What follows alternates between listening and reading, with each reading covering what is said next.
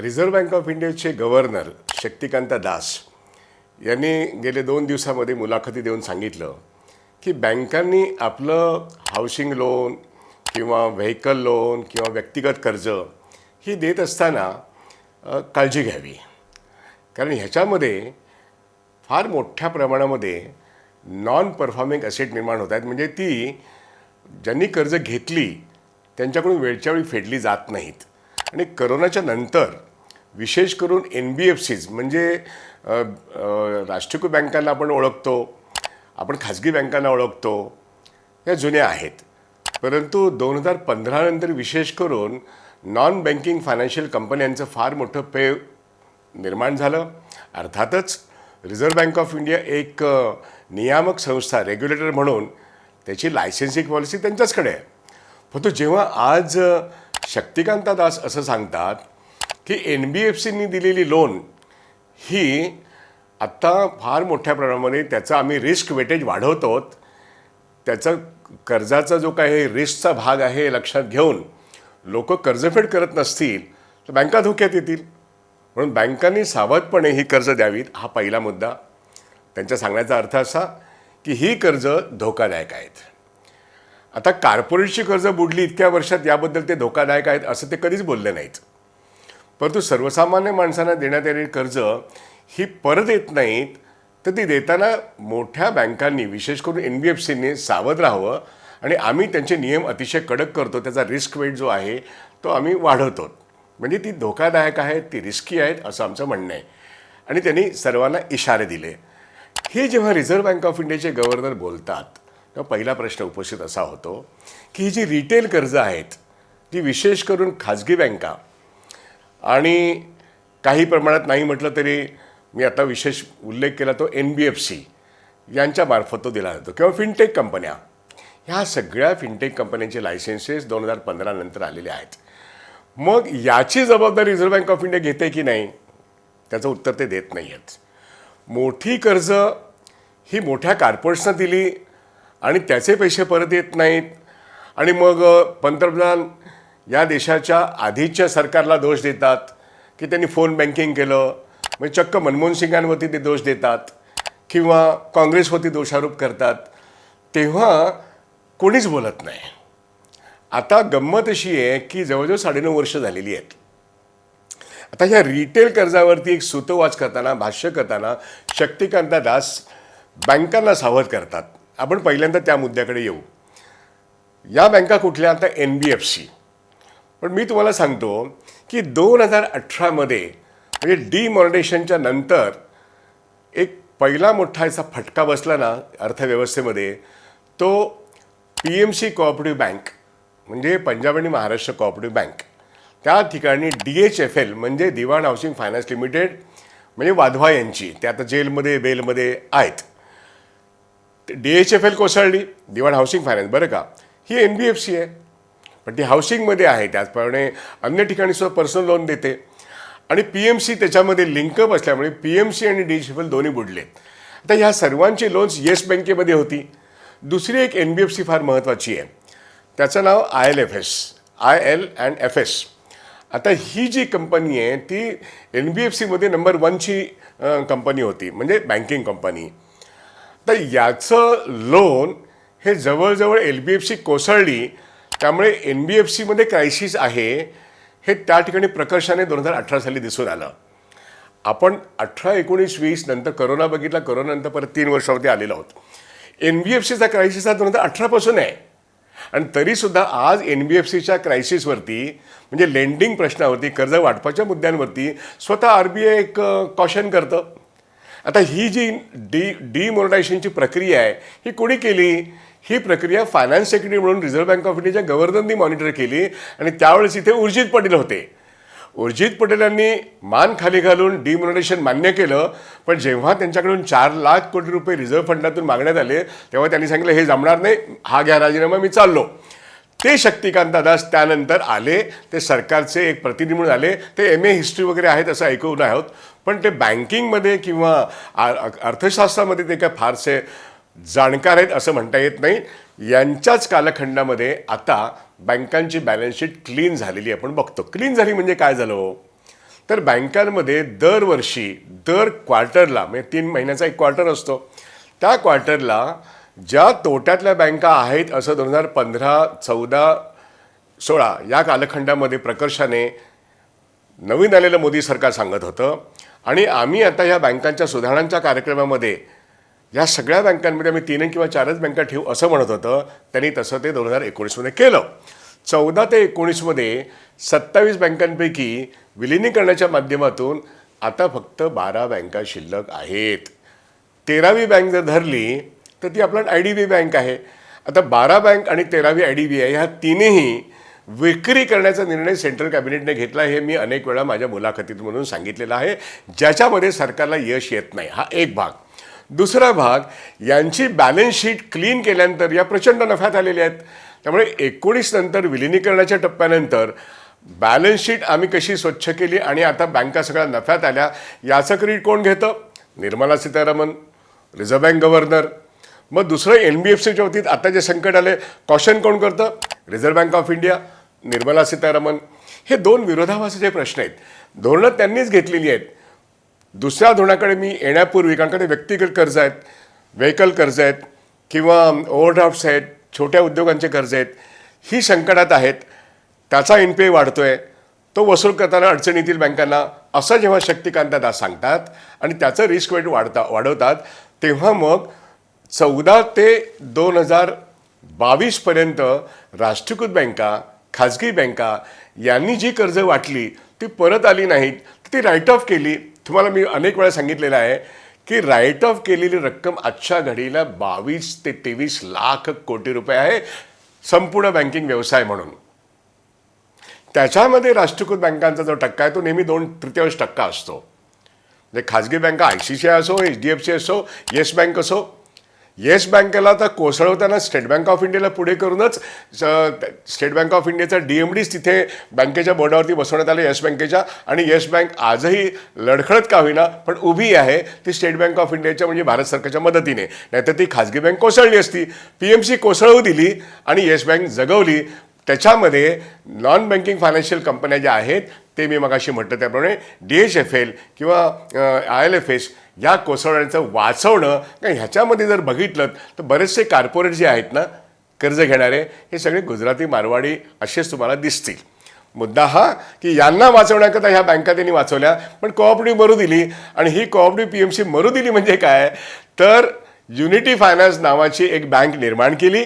नव्हतीच कुठे ती. सेंट्रम नावाची एक कंपनी, भारत पे नावाची एक कंपनी आणि युनिटी फायनान्स बँक त्यांनी निर्माण केली आणि त्याला पंजाब अँड महाराष्ट्र बँक त्यांनी सोपवून टाकली. आणि मी तुम्हाला सांगतो, आज ती क्वार्टरली नफ्यात दिसते, परंतु PMC बँकेतल्या ठेवीदारांचे पैसे 5 लाखाचे पुढचे 10 वर्षे मिळणार नाहीत अशी एक अट घालून त्यांचे पैसे युनिटी फायनान्स बँक सर्रास वापरते. हा कुठला धंदा? ही गोष्ट आपण RBI वरती त्यांच्या डिझॉनेस्टी, अप्रामाणिकपणा आणि चुकीची योजना आखण्यावरती आपण बोलणार नाही आहोत का? हा एक मुद्दा. पण मी मगाशी जे सांगत होतो की जे बुडीत कर्ज आहेत, विलफुल ऑन डिफॉल्टर्स आहेत, त्यांची जवळजवळ 22 ते 23 लाख कोटी कर्ज माफ केली. त्यातला 2/3% हा राष्ट्रीयकृत बँकेतला आहेत. ती करताना काय केलं? सगळ्या बँकांच्या बोर्डांना सूट होती. मुळात बोर्डामध्ये कर्मचाऱ्यांचा प्रतिनिधी नाही, अधिकाऱ्यांचा प्रतिनिधी नाही, इव्हन 5 किंवा 6 सरकारचेच प्रतिनिधी आहेत. त्यांना घेऊन ही बँकांची बॅलन्स शीट, स्वच्छ भारत योजनेमध्ये स्वच्छ बॅलन्स शीट योजना बँकांची ही या सरकारने पूर्ण केली. म्हणजे काय केलं? मोठ्या कॉर्पोरेट उद्योगांची मोठी कर्ज जी बुडीत झाली ती प्रत्येक बँकेची अक्षरशः 1000 कोटी आहेत. त्याचा चार्ट जो आहे तो निश्चितच मी तुमच्यापुढे देईन. तो किती ऑपरेटिंग प्रॉफिट होता, किती नेट प्रॉफिट झाला, कशा पद्धतीने त्याने ते नेट प्रॉफिटवरती कमी करून दाखवला, त्याचं पर्सेंटेज कमी कसं केलं, ह्याचे सगळे चार्ट्स मी तुमच्याकडे देईन. मी तुम्हाला हेही देईन की एकूण वर्षाच्या सुरुवातीला किती बुडीत कर्ज होतं, मग त्यातून किती बुडीत कर्ज ॲक्च्युअल वसूल केलं. ते जर समजा 2000 कोटी वसूल केलं असेल तर राईट ऑफ किती केले तर ते तुम्हाला 4000 कोटी दिसतील. म्हणजे 2000 कोटी वसूल केले ते खरंच 6000 कोटी वसूल करायला पाहिजे, पण 4000 कोटी राईट ऑफ केले, 2000 कोटी वसूल केले आणि मग वर्षाशेवटी किती शिल्लक राहिले. असं करून हे करताना सरकार आणि इन्कम टॅक्स ऑथॉरिटी बँकांना टॅक्स कन्सेशन देतं. आणि ह्याच्यामध्ये कर्ज वसुली झाली आणि कर्ज राईट ऑफ झाली तर बँकांचं भांडवल ॲटोमॅटिकली जे कालपर्यंत कमी पडत होतं 2014, 15, 16मध्ये ते 17, 18, 19मध्ये बँकांच्या भांडवलाचा प्रश्न अशा तऱ्हेच्या चुकीच्या कर्जवसुलीतून झालेला आहे. कर्जवसुली मुळात तिळमात्र, पण कर्जफेड ही राईट ऑफच्या माध्यमातून बँकांनी स्वतःची बॅलन्स शीट दुरुस्त करून घेतली आणि इन्कम टॅक्सची कन्सेशन, सरकारची कन्सेशन मिळवली, बँकांची बॅलन्स शीट स्वच्छ झाली. हे मॅनिप्युलेशन आहे, पण हे रिझर्व्ह बँक ऑफ इंडिया आणि मिनिस्ट्री ऑफ फायनान्सच्या आशीर्वादाने झालेले आहेत. आणि त्याचे सगळे ऑडिटर्स, सगळे CAs हे स्वतःचं मत कधीच व्यक्त करत नाहीत. सरकारचे ते निश्चितपणे हुकूमच झेलतात आणि म्हणून आज बँका नफ्यात आले दिसतात. एकूण बँकांनी डिपॉझिट्स किती कमवले, एकूण बँकांनी कर्ज किती वाटली असं जर बघितलं तर सरकारने डायरेक्टेड केलेली कर्जच त्यांनी वाटलेली आहेत. आणि वॉकिंग डिपॉझिट्स 10 ते 15% डिपॉझिट्स या देशाच्या राष्ट्रीयकृत बँकांना येतातच येतात. भारतीय बँकिंग व्यवस्थेमध्ये आजची अशी परिस्थिती आहे की सर्वात चांगली गोष्ट काय की या देशातली जनता बचत करते. अर्थव्यवस्थेमध्ये जवळजवळ 30 ते 40% बचत या भारतीय जनतेची आहे, चीनच्या खालोखाल असं म्हणू आपण. आणि बँकांमधली बचत या देशातला कष्टकरी, असंघटित, संघटित, मध्यमवर्गीय सगळेजण बचत करतात. आणि मी तुम्हाला सांगतो, म्हणून वॉकिंग डिपॉझिट्स, चालती बोलती डिपॉझिट्स ही बँकांमध्ये येतात. आणि त्याचं प्रमाण एकूण जर 300 लाख कोटीपेक्षा जास्त बँकिंग उद्योगाचं बॅलन्स शीट आहे, तर त्यातल्या पहिल्या 12 बँका काढा आणि तुम्ही बघा तर state bank of India, bank of Maharashtra, UCO bank, Punjab national bank, या युनियन बँक ह्या मोठ्या बँका आहेत. यांच्याकडे एकूण सामान्य माणसांच्या ठेवी फार मोठ्या प्रचंड प्रमाणात आहेत. आणि म्हणून त्याला आपण कासा असं म्हणतो, म्हणजे करंट अकाउंट आणि सेव्हिंग्ज अकाउंट याचं प्रमाण जास्त आहे. हा जो रॉ मटेरियलचा प्रश्न आहे हा मोठ्या प्रमाणात येत असल्यामुळे कर्ज वाटप 9%, 10% हे नित्यनेमाने होतं. आणि ते होत असताना त्याच्यावरती हक्क हा बहुतांशी मोठेच उद्योगपती घेतात आणि तेच कर्ज बुडवतात असं दिसतं. त्यामुळे फोन बँकिंगचा आरोप करणारे आजचे सरकार यांचा 2014च्या आधीचा जर आरोप क्षणभर गृहीत धरला तर 2014 ते 2023 एंडपर्यंत ही जी काही आणखी नॉन परफॉर्मिंग असेट म्हणजे बुडीत कर्ज झाली आहेत याची जबाबदारी हे सरकार घेणार की नाही. कारण आजही तो टक्का 10 लाख कोटी एवढा आहे. आणि रिझर्व्ह बँक ऑफ इंडियाचे आजचे गव्हर्नर हे नोटबंदीच्या वेळेस फायनान्स सेक्रेटरी होते, ते असं सांगतात बँकांनी पुन्हा संकटामध्ये जाऊ नये, तो एक मोठा बँकिंग क्रायसिस ओढवला जाऊ शकतो. म्हणून कर्ज वाटप करताना जपून राहा, रिस्क वेट त्याचं बघा आणि ते कर्ज परत येतील की नाही हे बघा. म्हणून ते इशारा करतात कर्ज घेणाऱ्यांना, ते इशारा देतात बँकांना आणि मुख्यतः राष्ट्रीयकृत बँकांच्या पलीकडे जाऊन NBFCना तो इशारा देतात. त्यामुळे एकूण बँकिंग व्यवस्थेचे जे नायक म्हणून समजले जातात ते फायनान्स मिनिस्टर आणि ते reserve bank of India governor हे दोन तोंडाने बोलतात असं वाटतं. ते कोणाला उपदेश करतायत असा एक प्रश्न पडतो. संकट हे बँकिंग संकट हे सातत्याने आहे. आज बँका नफ्यात आहेत म्हणून अर्थमंत्री सांगतात की आता भांडवलाची गरज नाही आहे. 2014 पूर्वी भांडवलाची गरज आहे कारण नॉन परफॉर्मिंग असेट वाढला आहे. म्हणून हा नॉन परफॉर्मिंग असेट म्हणजे बुडीत कर्ज राईट ऑफ केल्यानंतर भांडवलाची गरज भासणार नाही. तरीसुद्धा यावर्षी भांडवल बजेट म्हणून देण्याचा प्रश्न आहेच आहे. त्याचा नेमका आकडा कदाचित येत्या बजेटमध्ये येईल.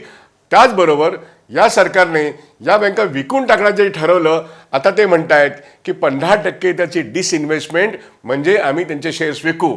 शेअर्स विकण्याचं धोरण नवीन कुठे आहे ते 1995 सालापासून आहे. बँकांचे शेअर्स विकत घेतले जात नाहीत मार्केटमध्ये कारण सगळ्याच बँका लिस्टेड आहेत. आजही तुम्हाला मी सांगतो बँकांचं खाजगीकरण म्हणजे डिसइन्व्हेस्टमेंट 1995 नंतर 49%चं तत्वता मान्य करून सुद्धा आजही बँकांची मालकी भारत सरकारकडे सरासरी 80% आहे. सरासरी 80% आहे. आणि तेव्हा सरकार सांगतं की नाही आता आम्ही 15% डिसइन्व्हेस्टमेंट करू कारण का 1 फेब्रुवारीचं बजेट जवळ आलं आहे. म्हणजे बँकांच्या डिसइन्व्हेस्टमेंटमधून काही उत्पन्न मिळवणं एवढ्यापुरतंच आज सरकारचं धोरण राहिलं आहे.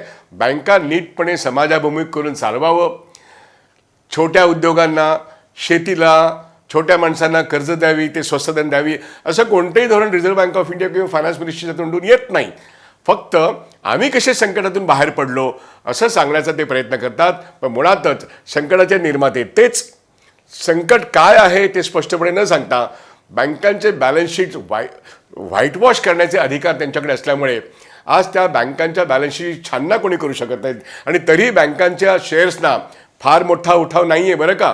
कारण मार्केटमध्ये बँकांविषयी काय बोललं जातं हे जर बघितलं तर बँकांचे शेअर्स फार वरती नाही आहेत.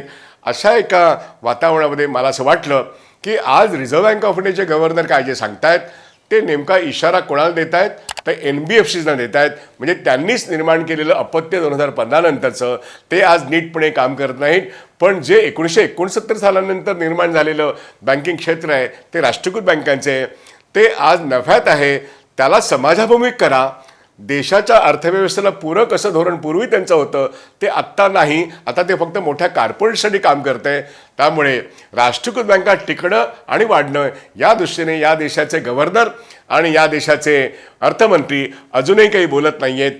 त्यांना बँकांचा बाजारामध्ये शेअर्स विकून फक्त एक डिसइन्व्हेस्टमेंट प्रोसेसमध्ये काही रक्कम हवी आहे तेवढ्यापुरतंच ते माध्यमांशी बोलत आहेत किंवा तेवढ्याच पुरतं त्या मुलाखती देत आहेत. म्हणून आजचा हा जो व्हिडिओ आहे हा या सरकारचे प्रतिनिधी आणि बँकांची बँक रिझर्व्ह बँक कशा पद्धतीने एक लॉपसाइडेड व्ह्यू घेत आहेत पण संकट मात्र झाकण्याचा प्रयत्न करत आहेत. संकट गहिरं आहे. बँकिंग संकट तर फारच गहिरं आहे आणि म्हणूनच IDBI बँक विकली जात नाही.